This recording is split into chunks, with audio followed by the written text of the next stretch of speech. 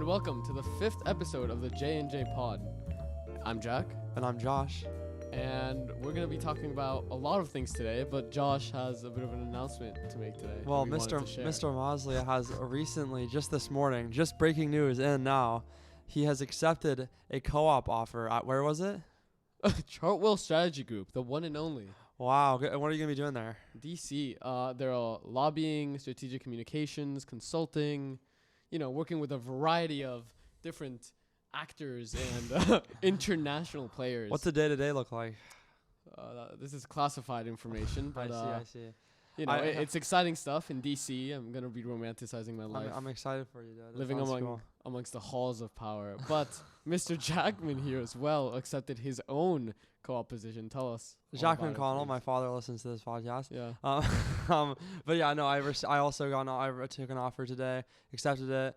A company called WeFunder, startup in San Francisco. I'll be doing digital marketing stuff there. Not as powerful as Jack's, maybe, but yeah. So yeah, both of us are in good spirits. I'm a little bit sick right now, so apologies if I sound weird or whatever. Yeah, we're all a little bit sick right now.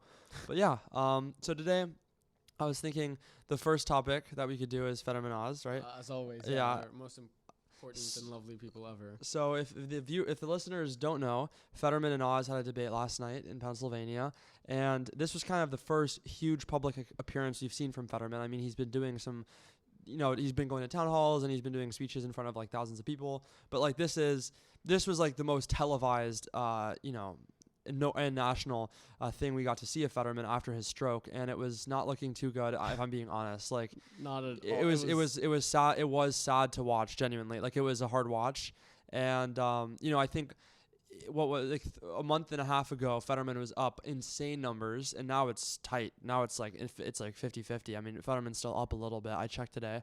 But yeah, it's not. I don't think that debate would help him. What did you think? I thought, well, for starters, we watched this debate together.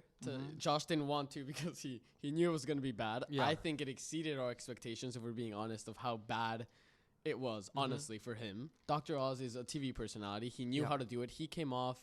I was trying to put myself in the mind of like an average voter, right? He was charismatic. He was funny. Yeah. He had nice answers. He didn't stumble. His smile was nice. His teeth were bright. Yeah, his hair was cut. I disagree a little bit, but then again, yes, I'm also a bit more. I know a bit more about him. Yes, yeah. But I think to the average voter, just the way that he did have an issue with avoiding a couple answers. Yeah, he's slimy. And he does come across as a bit of a greaseball. Yeah. But I'm not sure how he came across was like maybe even at worst for him it was a little bit bad. Yes. And likely it was okay. With Fetterman, he was reading captions, which everyone kind of knew going into it. He was reading captions off of when the interviewers were asking him questions. Which they, just to butt in here, which they agreed to because of his stroke, right? He can't keep up with the words as much, so he said, okay, we can put the closed captions on the TV in front of you. Yeah, exactly. And he really was struggling with just verbalizing his thoughts. That's what it was. Like I've been doing research into strokes today, and I was talking to my mom about it and my dad, and because there's stuff going on in my family about strokes too right now. So I think with strokes, his cognitive abilities are likely there, especially since the stroke wasn't a severe stroke. I mean, he's going to be able to recover. But it doesn't come across well, right? It doesn't come across well to the average voter. I mean, to me, I know how he's going to vote. So as an informed voter, I'm like, okay, do I want Oz or Fetterman? But then I think to the average voter, you can't. It's a bit like they're not going to be thinking about that. They're just going to see Fetterman kind of talking like that, and it's going to be a little alarming to them. And to be fair, the average voter won't do the amount of research you do, right? They won't see, okay, what part of the brain does a stroke affect? How does it happen? What consequences does it have? They'll see, or at least I think so, they'll see him struggling to speak, slurring words. The things he said were sometimes kind of repetitive or incomprehensible, and they'll be like, okay, that is a sign that he is cognitively impaired, even though that's not true. That might not be true, right? Yeah, it's likely not true that he is cognitively impaired. But it comes off as if he might be. Yeah, right? And the one issue that Jack and I kept talking about is because we kept saying, well, he's probably not cognitively impaired just because it wasn't as severe a stroke. But right, there's a very I feel like easy way to prove it, or I don't know if I don't really actually know if this proves it or not. But he could release his medical records regarding this, which would make sense, transparency regarding that, and he's refusing to do so. Which maybe we talked about this, and it makes sense that he wouldn't release it maybe going into this debate because there wasn't as much talk about it. I mean, Fetterman was still up. People weren't really talking about the fact that he had a stroke. And so maybe him releasing that voluntarily would only serve him poorly because then it would be used, Tucker Carlson would go on Fox News and say, get a doctor on and say, look at that. And then his campaign would kind of fall to pieces. So, but now, right, there's a lot of questions coming towards him about if he's fit to serve. And I think now it would only make sense for him to release his medical records.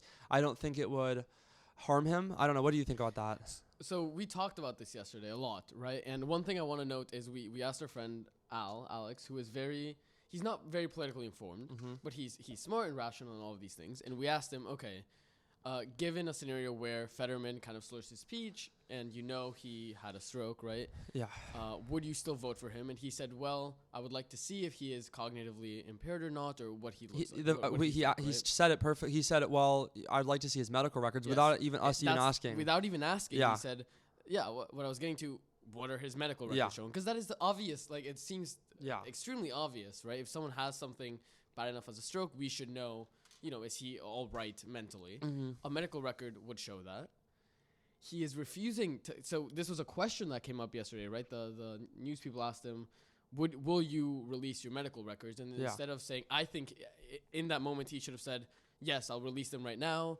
It was kind of personal before, and it was a private matter, but I understand why people would like to see it, and maybe it's time for me to show it. And he should have released them on the spot, but he didn't. Instead, he said, no. What it shows is I believe in people who show up, and that's me, and I'm showing up, and that's what I'm doing. And blah, blah, blah. I've seen some chatter on Twitter.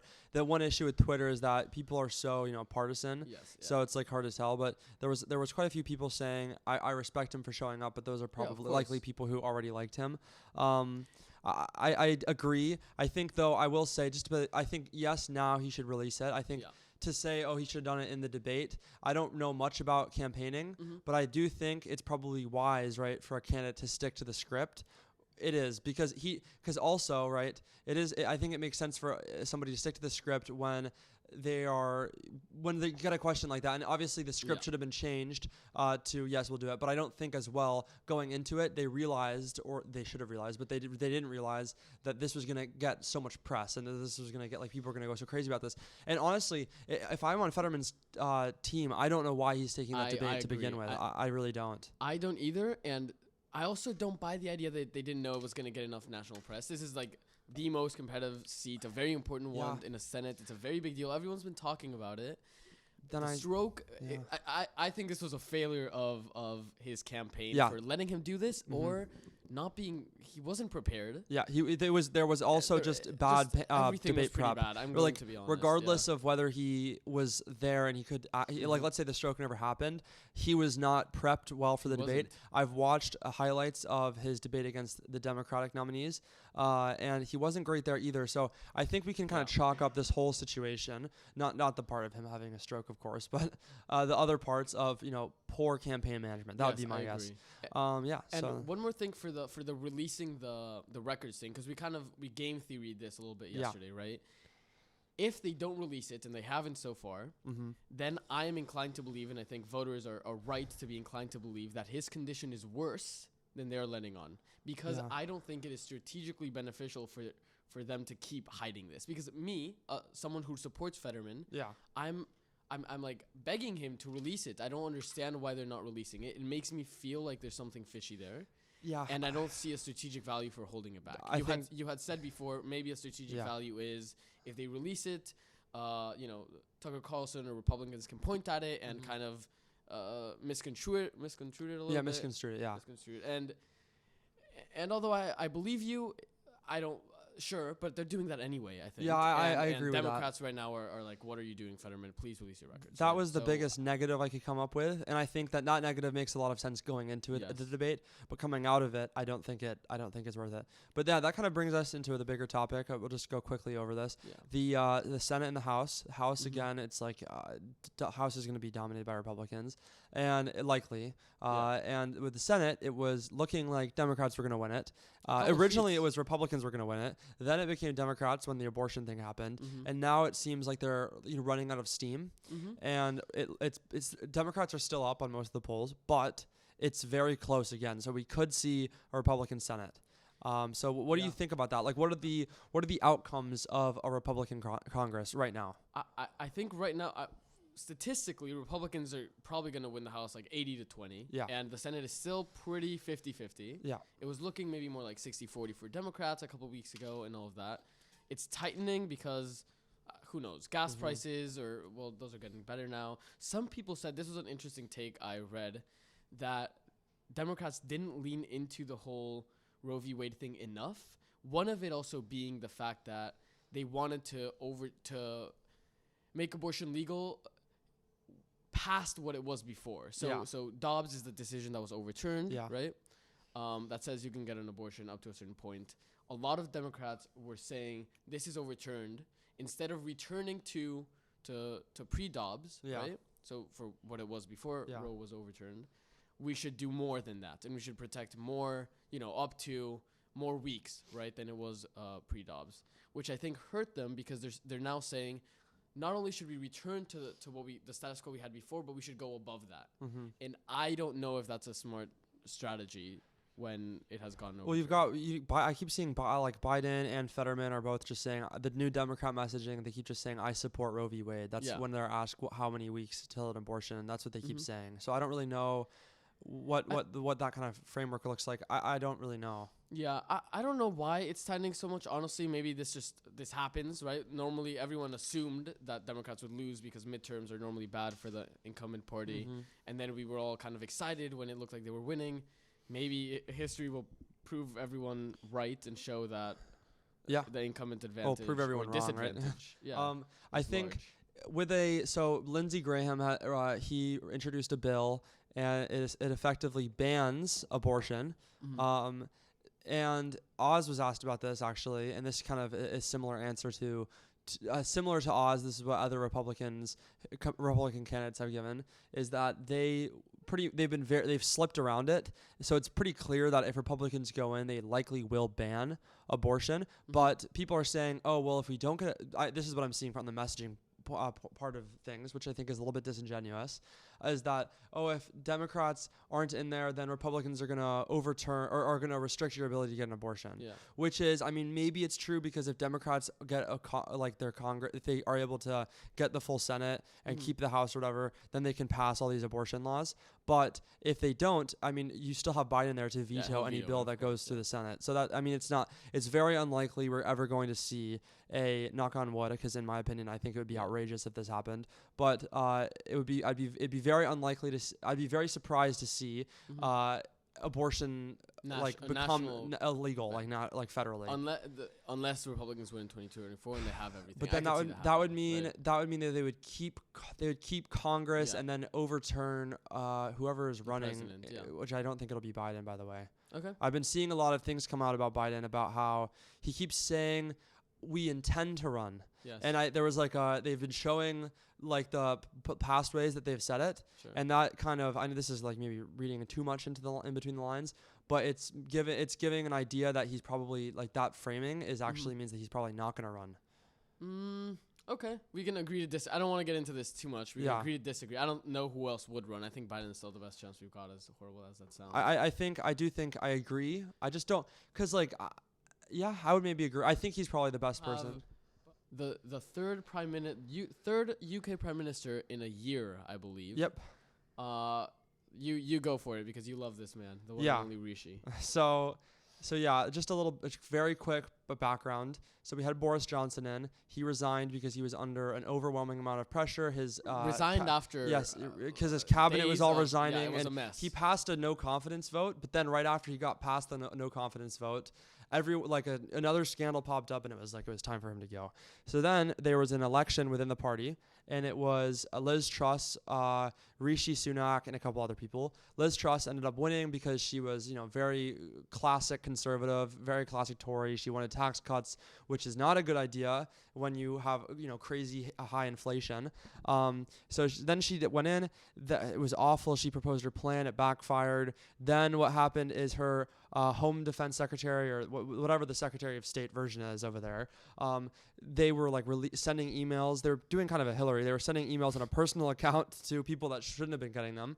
And so then she resigned, and then Liz Truss resigned because then there was a scandal. And her own, after 3 weeks, the lettuce passed her. but talk about that was actually there was a video. So no one let's be honest, no one liked her. She was dealt a very difficult hand. To be fair to her, the economy's in shambles. The UK's not doing good.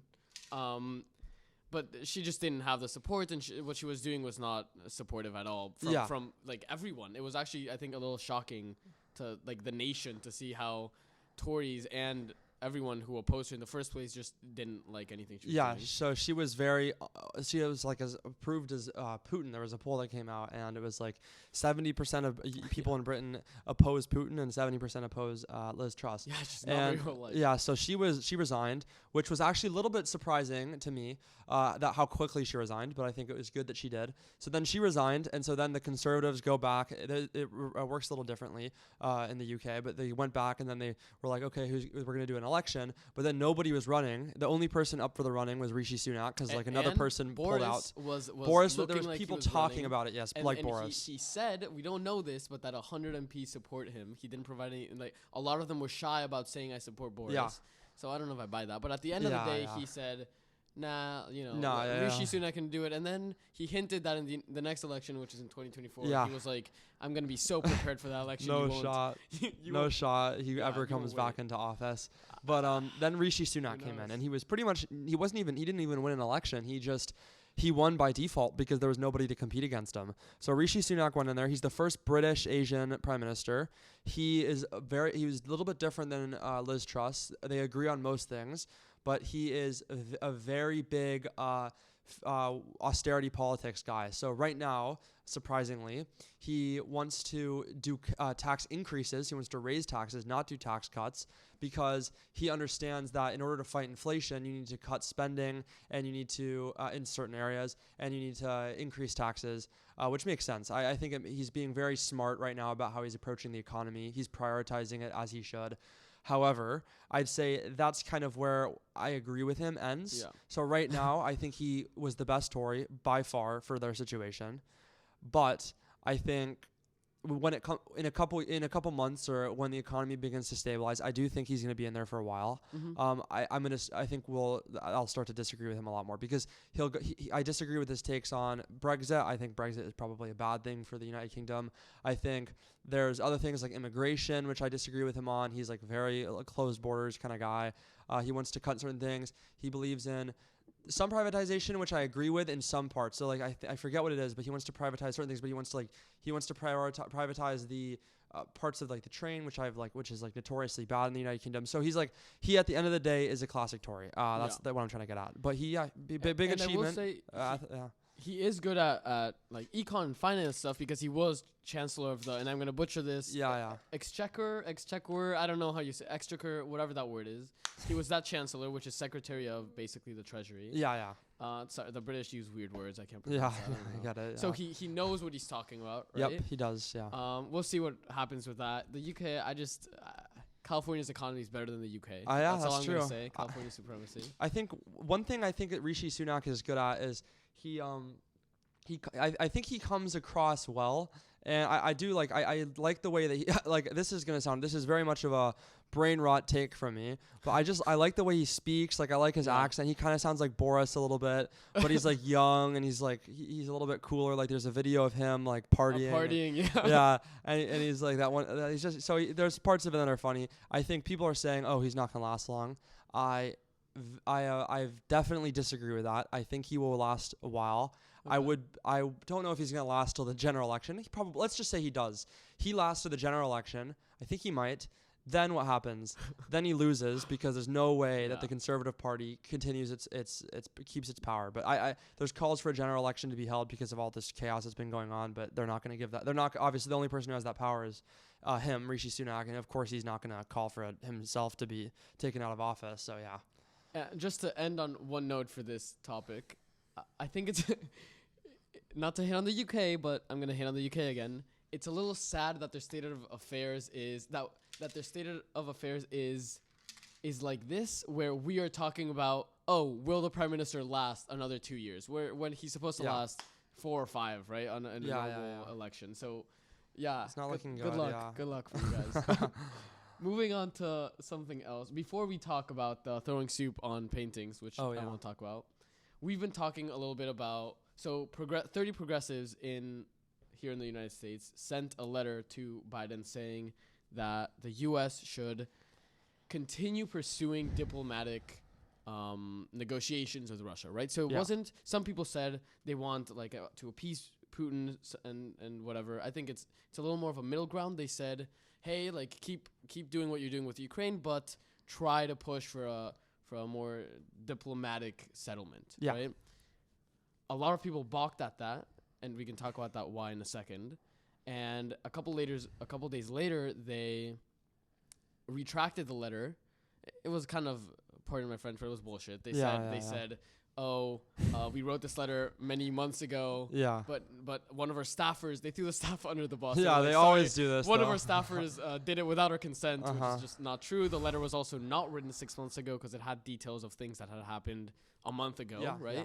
So that was weird of them. Yeah. I can discuss why I think this letter was really bad. You don't think it's really bad. You don't. No, you can. You did. I think you convinced me last night, but I can, if you'd like me to, I can play the part of the devil's advocate, so you can come in and dunk on me with your point. Let's do it. So I don't think it's a big deal, Jack. Wow. Thank you. Why? Because it's just a letter and whatever. It's just a letter to Biden. Yeah. They retracted it. They removed their statement. And at the end of the day, it's 30 progressives, and it's not going to do anything. Biden administration said whatever. Rolling my eyes. Boom. Okay. Thank you for that. So this is why it's bad. Yeah. Putin's whole strategy is to create as much chaos as possible in Ukraine and show that things can get out of hand. So other countries like Germany, the UK, and the US will be forced to choose diplomacy over escalation, right? Mm-hmm. So an example of this was Putin's natural gas diplomacy, right? So he escalated things to a point where Germany was very worried about their natural gas because of winter. Winter's going to be cold. They don't have enough natural gas because they get 40% of it from Russia, right? Yeah. That was arguably working a little bit in Germany. They were holding back some of the weaponry that they were sending Ukraine. The way the president of Germany talks about Russia was a little more on the, maybe we should push for some diplomacy because who knows, at home maybe Germans are going to start dying because they're literally going to freeze. Yeah. So maybe we should pursue some of diplomacy with Russia, right? Doing this, what progressives are doing right now are showing Putin that his strategy of creating chaos and creating right now nuclear saber rattling is increasing very, very rapidly is working because what this says is basically what progressives says to Putin. Putin, we're scared of you dropping a nuclear bomb or doing something crazy in Ukraine. Yeah, that would be bad. Yeah. So we are maybe open to negotiating with you, right? Retracting the letter does nothing. The damage is done. Yeah. Putin will now be emboldened to continue to do what he is doing, even to a larger degree, right? Because it's working. I mean, there's dissent among Democrats, which we hadn't really seen until now, at least not with these numbers. Yeah. So, I think that was bad of them. But, that was bad. There's a tweet I have up just because I thought I agree with Jack. And I think this kind of nicely sums up this kind of thing. So really what the progressives were saying in their letter was that there's all this chaos and damage that's going on right now, and we need to put an end to it, so we should pursue diplomatic negotiations. And this person said, this doesn't explore the costs of not winning the war. Mass murder and enslavement of Ukrainians. Russia is empowered to use nuclear blackmail again. Nor does it explain how we persuade Putin to negotiate, since his goal, elimination of Ukraine, remains unchanged. It will cost a lot more in lives, money, and gas prices to fight a re-energized, larger Russia in a few years' time, which is true, because I think you'd have to be an idiot to think that if you just, come to diplomatic negotiations now and they stop, they're not going to just come back in 8 years again. And when as they did right now. Yes, exactly, because they took Crimea. Like, what was it when Obama was in there? 2014, yeah. People always argue they did it because they were scared of Trump. I don't know what your opinion on that is, but you know what I mean. I think that gives too much power to the U.S. president. I agree. But I think that is a good explanation of it. I think the progressives, ironically, are not holding the line right now, which they usually do. So they're not holding the line on this. And I think that's important. So, yeah, I would agree. It was not a good idea. I wonder why they did do it. I've seen some commentators say it was probably because the people who vote for them are very anti-war. Yeah. So maybe they were trying to lean into that. I don't know. And I've read a lot about this because people talk about this, and you might react against this, and I might get a little bit of shit for this, but I will die on this hill. Progressives are not good at foreign policy. They're not. I would agree with that. I think they're very bad at measuring the downstream effects of simply foreign policy in general. And another foreign policy sometimes is a lot about doing something that is kind of iffy now for the benefits of later. Yeah, I actually agree on that. Okay, I agree with you. No, I think that's a good take. I think that has always been, I think my biggest issue with Bernie was always his foreign policy. Yeah. Because you cannot apply, in my opinion, the same principles domestically that you should apply abroad, simply because the outcomes are different. There's a lot more factors abroad than just doing something, because here you just do something good. Abroad, it's like if you do something good, well, then it might come back and bite you in the ass and do way worse 10 years later. Yeah, exactly. So, I agree with that. I think progressives, they kind of have to do that because the people who vote for them don't think like this. They don't think like me or you. So they think they want to be good all the time. And and so of course the progressives are gonna be like that, right? I'm very attracted to you right now. That was incredible. What? Next, we can move on. We can move on to the next. My heart is with Rishi Sunak. You can't have me. We can move on to throwing soup at paintings. Oh, so, yeah, okay. And we can. There's more than that. We're not just gonna talk about that niche topic, but we saw a video the other day of were they vegan activists? Were they climate change activists? They were climate change activists. Throwing tomato soup on a Van Gogh. Probably vegans, though, too. Yeah, probably. Wouldn't doubt it. To do this kind of, I believe it's performative, and it actually does more bad than good. Yeah. Okay, yeah, we can talk about this. Yeah. I understand that they think, this is going to bring attention to climate change. I think this brings attention against climate change a little bit, because when I think of climate change now, I think of these people, right? And these people are... These people. Like, these people, why are they doing that? I don't understand it. Same with, honestly, and we talked about this in the Lost episode. The Lost episode. We actually haven't spoken to them about that. Oh, yeah. We recorded an episode a week ago, and it just didn't... The SD card just didn't The producer might be at fault there. Mr. Brady Munnerlyn. But anyway... like when you think of a vegan activist, what do you think of, honestly? And I think we're all thinking of the same person. Okay, I have to be careful. I don't want to be anti-PC here. I think of a vegan activist. I think of a young woman, probably doesn't identify. Maybe a woman who with like pink hair, who's like really hairy or something. because no, if I'm being honest, and not that that's a bad thing. Of course, I genuinely don't think that's a bad thing. I just think that that's what you see on social media and whatever. You always see the raging SJW or whatever, and honestly, like, even if I agree with them, it's just like that's just what comes to my mind. So and we did we're gonna rehash a little what we talked about in that last what comes to your mind? Well, hold on. The same exact thing. Okay. Some screaming woman about your woman. Yes, well, could you also said woman. Screaming about oh my God, you're eating a cow. Just crazy. The vegan teacher on TikTok. Yeah, just someone screaming at me. Yeah. And I support veganism. We talked about that. I think eating meat is immoral. I am immoral for eating meat. I realize that, and I'm a very bad person for that. At what point though are you just like you're like, oh, Yes, I'm just a bad person, and then you're just like, oh, whatever, I'll keep doing it, whatever. You like actually, you have to internalize that you're probably a bad person. I realize that, and I do actually try to not eat. I don't cook steak. I cook salmon because I like it, but I do try to eat less and less. Salmon's just healthier for you and tastier, so for you at least. Not true. And but yeah, whatever. The point is, I don't think that's a good strategy. It seems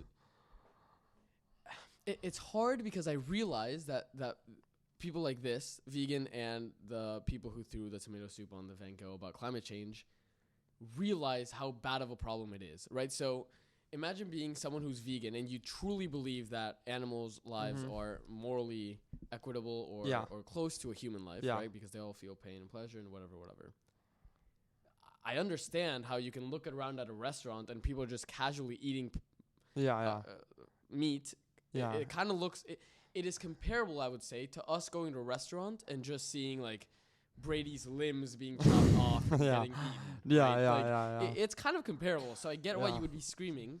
But as much of it sucks to say, and I'm sure they hear this a lot, you need to be more pragmatic about this because you're not I don't think they're accomplishing a lot with this. Yeah, we did a poll on our story. Most of you would have contributed to that, and every single person said they didn't like it except one person.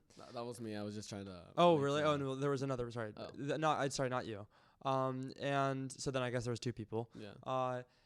And it's interesting. I think that kind of proves, you and I agree here, so it proves our point that doing stuff like this, while it raises attention to a problem, it's not beneficial to your movement because all it does, regardless of whether these people are right or wrong, it makes these people mad at you and your campaign, and all that does is bring harm to your campaign. And at the end of the day, it's not helpful. It's not productive, I think is a good word. It's not a positive, productive thing to do. However right they may be. I think at the end of the day, they are right. I have no issue. I actually watched an interview of hers after she did it. She was like very aware that she wasn't going to damage the painting because there's glass on it. She likes the painting. She says, I only did this to bring awareness to my problem, and here's my problem. And her problem is a valid one. Yeah. But so while she is right, the way of going about it was not the smart way of going about it, in my opinion. Yeah. But then, right, that brings me to the next question: who should she be targeting? Should they be going and painting people's houses who are lobbyists? Because they did that. They went to a what's it called, a fossil fuel lobbying place, and they sprayed paint on it. Is that also bad? I don't really know. Because at what point is civil activism good? Where can we get it good and it's also bringing attention to a problem? Do you know what I mean? I don't know. I think this comes off as performative. Yes. I think things like marches or speeches that are, passionate at the UN, for example, or something like that, which obviously is very difficult to do, are more helpful because it is with marches, you're showing that the people care, right? Marches are about numbers. You're showing, a wave of people in Washington, D.C. marching against this. So I think there's different ways to do it. I acknowledge it's very difficult to be an activist.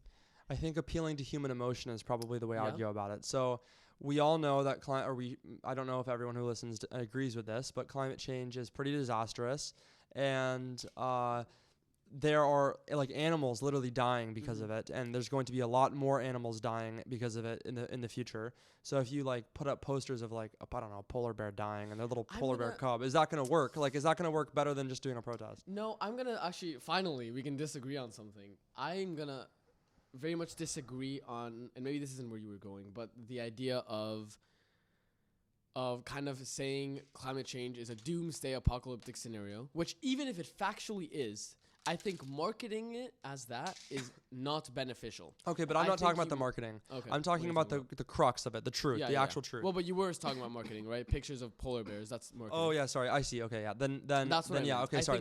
Sorry, you go, yeah. I was just going to say the best way to market it, in my opinion, is as a kind of economic rebirth or something like that, right? You say, look, economically, right? Electricity is cheaper than if you make it from green energy like solar panels and things like that. the amount of good that we have done in these fields is incredible. We are releasing less CO2 now than we were something like 160 years ago. Yeah. Right?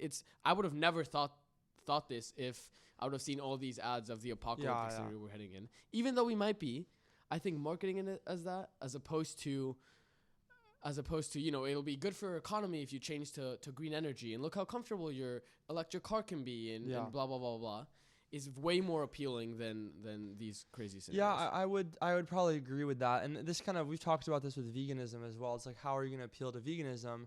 And I feel like going for things that it's just appealing to people's self-interest as opposed to what makes them feel guilty. I don't know how much making people feel guilty actually works. I know it sure as hell doesn't make me feel worse, because I can see all the data, all the facts. I've watched documentaries on it. You've about seen the videos of the cows. The videos of cows getting slaughtered, yeah. and I will still go to 373 Burger and order a cheeseburger. Any day of the week. But, right, if you then give me a cheaper, tastier, healthier option that is vegan, then I will go for that, because it is cheaper, tastier, and healthier. The free market, baby. Capitalism. I think then, right, you have to almost do a similar thing, like exactly what you're saying. That makes sense. I think I was thinking, I was literally just having my thought process here. How would I go about this? And I think we've talked about this as well, but going for the jobs, kind of how it's important for the economy, works well, because you're going to appeal to things that makes people's lives better, as opposed to making people sacrifice things that they like to feel like a better person. Yep. Because I don't really know how much people care about being a better person. I really don't. I'd like to see, I think there needs to be more research done on this, but I think you and I have just cracked the code. I don't know, but actually, I do think that that's the way to go about it. But then again, it's like, it feels almost like shitty, because it is a very like bad situation, and it's getting worse. Even if we're solving it, the situation of climate change is getting worse. And if we do the jobs thing, the economy messaging, will that not switch it? Will it switch it too late? Maybe, but maybe it'll switch it faster than just doing the doomsday messaging. Right, yeah. It's kind of idealism versus realism, right? Yeah, so I think sometimes, you do have to remember the number one important thing is understanding the truth, and then the second most important thing is understanding the messaging, because you don't want to get caught up in the messaging. Which I do. I'll acknowledge that. Yeah, Jack sometimes will. I remember this was my biggest critique of him when we met each other and we started talking about politics, was he would sit there, and I think Jack likes to also be, no offense, I think you like to be a little bit of a reactionary sometimes. You've got a lot better at this, but when I met you. And so you would, like, liberals would say something on campus, especially on a very liberal campus, and you just want to disagree. So then you knew that maybe, I can't argue with them because I agree with them truthfully, but I'll do the messaging one. And then you maybe got caught up too much. But I think we're doing a good job of kind of separating those two things. Yeah. Okay, but I kind of want to get to the philosophy now. Okay, so, let's do it. We talked about this in the last episode. We talked for like an hour about this, so you guys were spared it. But we want to talk about the philosophy of veganism, because it is interesting to us, because the moral arguments are perfectly sound for them. They really are, and yet we still eat meat. We're bad people. We are. So what is the vegan argument? Do you know? What is it? This is how I see it, right? Yeah. Because I'm kind of a utilitarian, or not kind of. I'm a utilitarian. I love it. We can talk about the trolley thing. If you measure what is good and what is bad by the amount of happiness and pain that people feel, or not people, things feel, right? You have to say that animals feel happiness and pain. That's undoubted. You can argue they feel in a different way, which sure is true, but you can, at the end of the day, they feel happiness and pain. So they should be given some sort of moral standing, right? And if you give them moral standing, then I think you would have to say that the pain they endure for us, so the torture basically they're given when, pigs are, they cut their tails off at these factories and all these things, and the pain they're enduring is not worth the 5 minutes of awesomeness that bacon gives us. Yeah. Right? I think that's objective. I don't know if anyone could disagree with that. So it is immoral for us to eat them because we're torturing them this much and just, farming them for their food.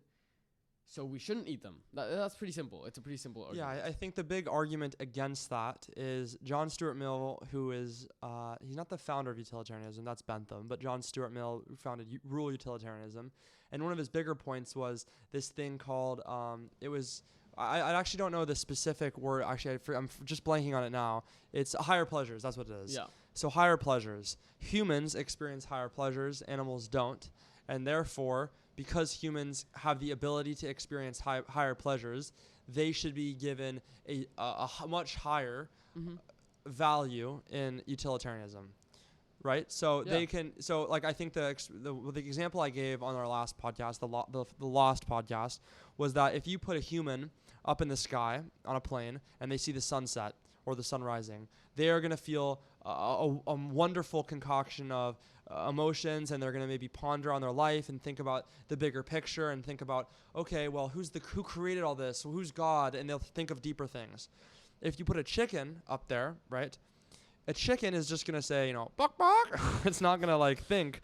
It's not going to think about anything. It's just going to be thinking about what's my next meal.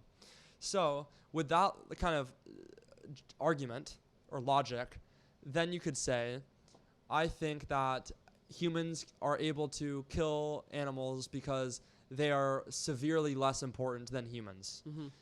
So that's the counter argument. That's the best counter argument that I can come up with against veganism.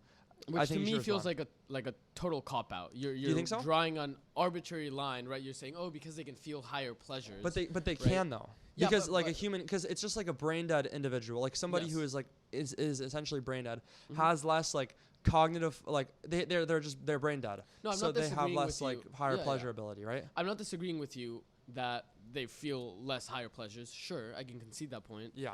But I don't think that is a good metric to measure the floor of who should be considered morally righteous or morally culpable or should be given morality. I think to prove who is given moral standing, you should go to the lowest common denominator. And for me, that is pain and pleasure. And I think that is, and I would argue that's what it is. They feel any amount of pain and pleasure. So even though they don't though, because humans experience pleasure at a level that is inconceivable for an animal. I don't. They do. That's true. There. I don't believe that's you. not. That is undoubtedly a fact because animals, right? Yeah. They do not experience pleasure the same way. Nearly the same at the same level or extent to which human beings do. Okay, but then you would have to be telling me that the pleasure that if you even it out, right? So if you multiply the amount of pleasure you are feeling. Yeah. Even if it's. You're telling me you're feeling such an amazing amount of pleasure when you eat a piece of bacon. Yeah. That the amount of pain they are feeling is lesser because they're only feeling lesser pain and you're feeling higher. I don't believe that. So yes, that is the point that I think I can agree with. Because I would agree with that because I think a human has the capacity to experience a pleasure beyond the amount. Yes, but that doesn't really matter when you then take into account does a bunch of pigs being forced into a cramped environment, not being well fed, and then being killed. Does that pain that they all experience outweigh 500 people feeling really good about their bacon or for a person wearing a fur jacket? I don't think it does. I don't think so. Then, right, regardless of higher pleasures, I would argue, and I would, because I believe this anyways. I was just trying to play devil's advocate. I would agree with you and argue with you that veganism is right. That it is immoral to eat meat, and I think and if you're a deontologist, oh my god, deontologist, yeah, I think Jesus, which is the opposite of utilitarianism. You would also kind of have to say, though I think that your morality is stupid and subjective, you kind of have to say that killing an animal is wrong because it's intrinsically. Yeah, I don't even think people who honestly, I don't know if most people who eat meat would even disagree with that. Yeah. So then, at what point are you just you are actually just a bad individual? You are a bad human being. I'm morally bad. Yes. But are you okay being bad? No. Well, see, I am then because I'm okay. This is being bad? I think I'm okay being bad. It's almost in my mind, right? I am able to be okay, this is bad. If I killed somebody, I would feel awful about it. I'd be I'm a bad person. I need to go to jail. But if I eat an animal, it's I'm not. I don't feel. It's not. It doesn't make me feel bad enough to make me reassess the way I'm living my life. At least you realize it's bad. I do feel so. I don't sit there and cry. But I do feel bad. I will concede, not bad enough to stop eating. So I understand that. That's kind of bullshit then. Sure. Yeah. But I think saying this is bad and advocating for policies that move us towards a place where it'll be easy, or maybe I'll be forced to not eat meat is good. Oh yeah, I think we talked about this. It was, yeah. Do you think it is okay for legislation to ban eating of meat? Yeah, at some point in the future, sure. Right now, people might balk at that because meat is so normal. But in some point, of course, yeah, because I would support that legislation. I think that legislation technically does make sense. Yeah. Because this is gonna sound crazy. Like people are gonna be like, oh my god, this is crazy.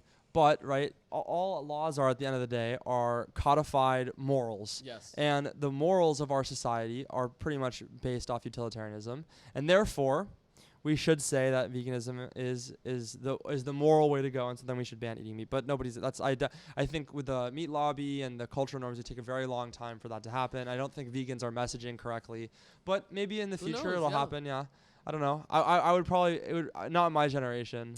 I we don't know. eat too much meat, dude. Our generation eats way too much meat to ever consider. Less than ever before. Yes, I would argue, okay. And going down. But and let me give you another one. The generations in the future might do it. Fake meat tastes exactly like real meat. No, it doesn't. Yes, it doesn't. does. No, I have to do it. Okay, the Beyond Meat sausages close. are good. Okay. The Beyond Meat hamburgers are trash. Okay, they suck. it is getting close. I could see it happening in our lifetime. Why not? Let's be no, I completely disagree. I completely disagree because can I be honest? No. If a candidate said I'm going to go in, and this is right now, but now of course. In not. 80 years, I'm not gonna lie. You can't do that. You can't do that. I would be like that old boomer. All are like back kids. In my day, all are sweet chicken.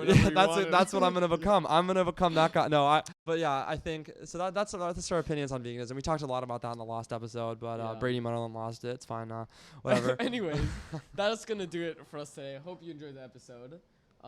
Thank you for listening to the J&J. Do you have anything else to say? Make sure to follow us on our social medias. This happened a while ago. We said it in our last podcast, but now we're going to say it again. We are teaming up with the Bipartisan Disagreement Club here at Northeastern's campus because, we like what they're doing and they like what we're doing. So we're going to maybe do some collaborations in the future, reach out to some more clubs about doing some interviews, maybe get a Democrat on to ask them about their opinions. Me and Jack, right, we have our political beliefs that probably, and they're left wing. But we, of course, think that the best way to get things done is to reach across party lines because then you're not going to get anything done. You do need compromise at the end of the day, so in my opinion, at least. Ruthless pragmatism, as Frank Underwood says. So, yes, that'll do it for our podcast. Make sure to follow us on our social medias. We post polls, stories, and updates. So, yeah, thank you very much for listening, and bye. See ya.